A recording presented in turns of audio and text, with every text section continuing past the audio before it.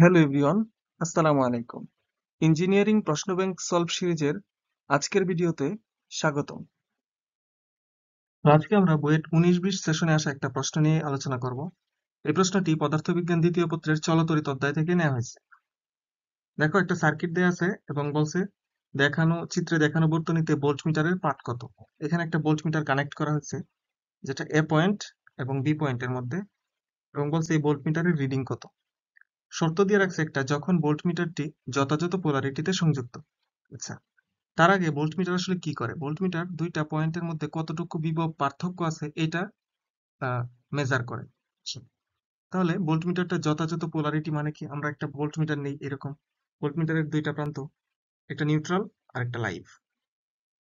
যেহেতু ভোল্টমিটার দুইটা পয়েন্টের ই মানে বিভব পার্থক্য মেজার করে, তাহলে আমরা দেখি যে আসলে কিভাবে মেজার করে। আমরা জানি V of A B is equal to কি, B of A minus B of B, দুইটা পয়েন্টের বিভব পার্থক্য। হ্যাঁ, আমরা ধরে নেই, এখানে এটা আমরা বোঝার ক্ষেত্রে, পোলারিটিটা বোঝানোর ক্ষেত্রে আমরা একটু ধরে নিতেছি বি অফ এ মনে করো 10 ভোল্ট, আর বি অফ বি, বি পয়েন্টের বিভব মনে করো 6 ভোল্ট।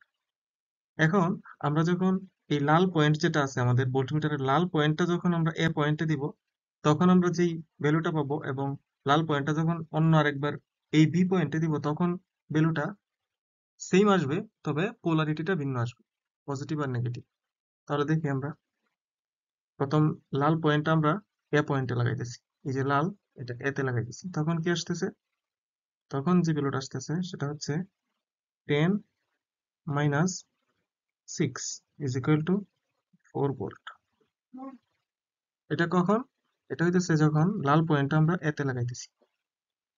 এই যে এই লালটা যখন আমরা এ পয়েন্টে লাগাইতেছি, এই লালটা যখন আমরা এতে লাগাইতেছি। এখন আমরা লালটা যদি বিতে লাগাই, তাহলে হবে B of B A is equal to B of B minus B of A. Just আমরা পোলারিটিটা চেঞ্জ করে দিছি। তাহলে বি অফ বি কি? বি অফ বি হইতেছে 6 volt minus 10 volt is equal to 4 minus 4 volt. Value same আসছে দুই ক্ষেত্রেই, তবে দেখো তাদের চিহ্নটাও চেঞ্জ হয়ে গেছে। চিহ্নটা চেঞ্জ হয়ে গেছে, মানে পোলারিটিটা চেঞ্জ হয়েছে। এটা কি কারণে হয়েছে? যখন আমরা লাল পয়েন্টটা জাস্ট একটু ভিন্নভাবে লাগাইছি, এখানে লাগাইছি। লালটা যখন একবার এতে লাগাইছি তখন আসছে পজিটিভ, লালটা যখন বিতে লাগাইছি তখন আসছে কি, নেগেটিভ। আসো আমরা প্রশ্নটা সলভ করি। তুমি খেয়াল করো, এখানে দুইটা লুপ আছে, এই যে একটা লুপ, এই যে আরেকটা লুপ। আর এই দুইটা লুপ একটা ব্রাঞ্চের মাধ্যমে কানেক্টেড। এই লুপের আমরা একটা কারেন্ট ধরতে পারি, এই লুপের আরেকটা কারেন্ট ধরতে পারি, কিন্তু এই ব্রাঞ্চের মাধ্যমে আসলে কোনো কারেন্ট যায় না, কারণ এই লুপের মধ্যে তো একটা নির্দিষ্ট অ্যামাউন্ট অফ ইলেকট্রন আছে। এই ইলেকট্রন গুলা যখন প্রবাহিত হবে এই কন্ডাক্টরের মাধ্যমে, এই ব্রাঞ্চের মাধ্যমে, তখনই তো বিপরীত দিকে কারেন্ট প্রবাহিত হবে, এরকম একটা ব্যাপার। কিন্তু ইলেকট্রন রাখার জন্য এইখান থেকে যে ইলেকট্রন গুলা এদিকে ফেরত যাবে, আহ, এই পথের মাধ্যমে যখন ইলেকট্রন গুলো এখানে আসবে, তার ফিরতে আর একটা পথের প্রয়োজন। কিন্তু এখানে একটা পথই, যেহেতু ফেরার কোনো পথ নাই, তাহলে এই ব্রাঞ্চের মাধ্যমে আসলে কোনো কারেন্ট যায় না। বলতে পারো নিচে আরেকটা ব্রাঞ্চ তো আছে, আসলে এটা বর্তনীর কোনো অংশ না। আমরা ভোল্টেজ মেজার করার জন্য আমরা এখানে একটা ভোল্টমিটার কানেক্ট করছি, এটা আমাদের অতিরিক্ত কাজ। বুঝতে পারছো? তার মানে কি দাঁড়াইছে, এখানে কোনো কারেন্ট নাই। আচ্ছা, মনে করো আরো ভালোভাবে বোঝার জন্য ভোল্টমিটারটা আমরা সরাই দিলাম, তাহলে এরকম হয়েছে। বলছি কি, এইখানে একটা কারেন্ট আছে, এখানে আরেকটা কারেন্ট আছে, কিন্তু এইদিকে কোনো কারেন্ট নাই। কারণ কি? কারণ হচ্ছে ইলেকট্রন গুলো না, মনে করলাম এই লুপ থেকে এই লুপে গেছে, কিন্তু ফেরত তো আসতে হবে। ফেরত আসার তো রাস্তা নাই। ধরো একই রাস্তায় কি ফেরত আসবে? না। এটা একটা পানির পাইপের মতো মনে করো।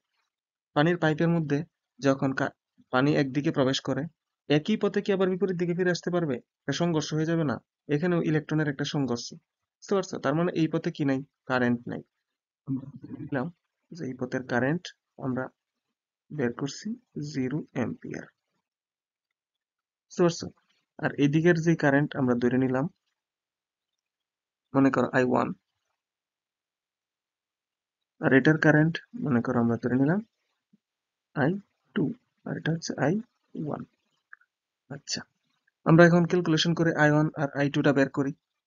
মনে করো এখানে যে দিক দিয়ে কারেন্ট প্রবেশ, এটা ব্যাটারির পজিটিভ প্রান্ত আর এটা ব্যাটারির ঋণাত্মক প্রান্ত। যে দিক দিয়ে কারেন্ট প্রবেশ করে সেটা পজিটিভ, যে দিক দিয়ে বের হয় সেটা নেগেটিভ।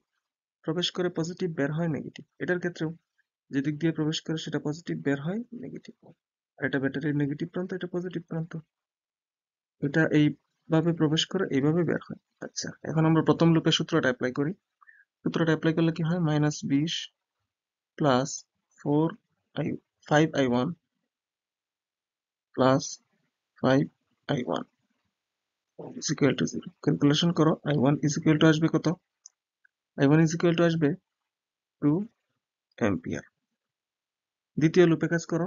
দ্বিতীয় লুপে কাজ করলে আসবে -30 plus 5i1 plus 5i2 plus 4i2, 5i2 plus 4i2 is equal to 0।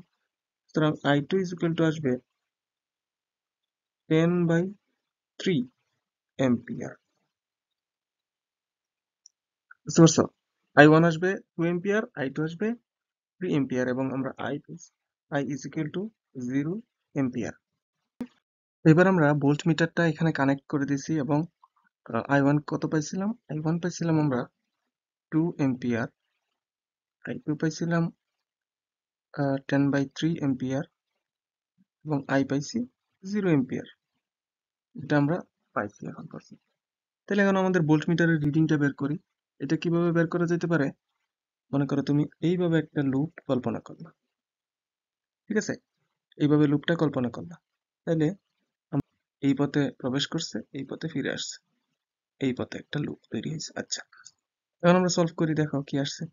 এইভাবে গেলে -20, এইভাবে যাওয়ার ফলে কি -20, আবার +5i1,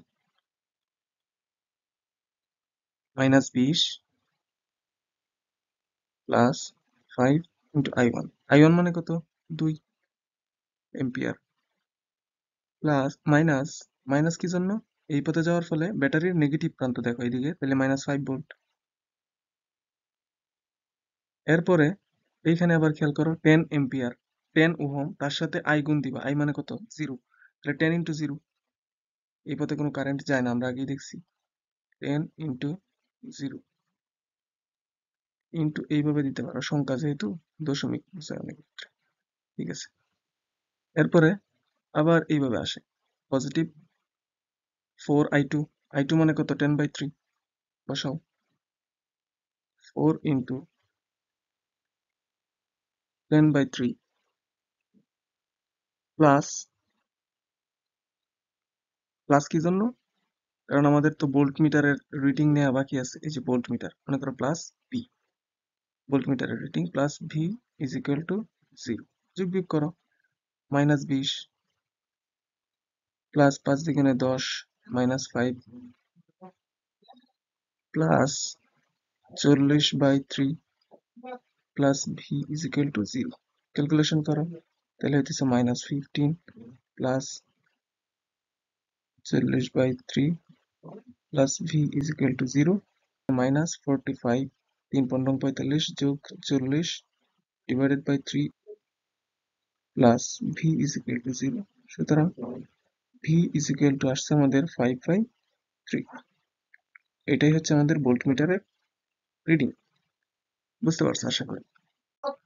তো আজকের ভিডিওটি এই পর্যন্তই। দেখা হবে নেক্সট কোনো একটা এপিসোডে।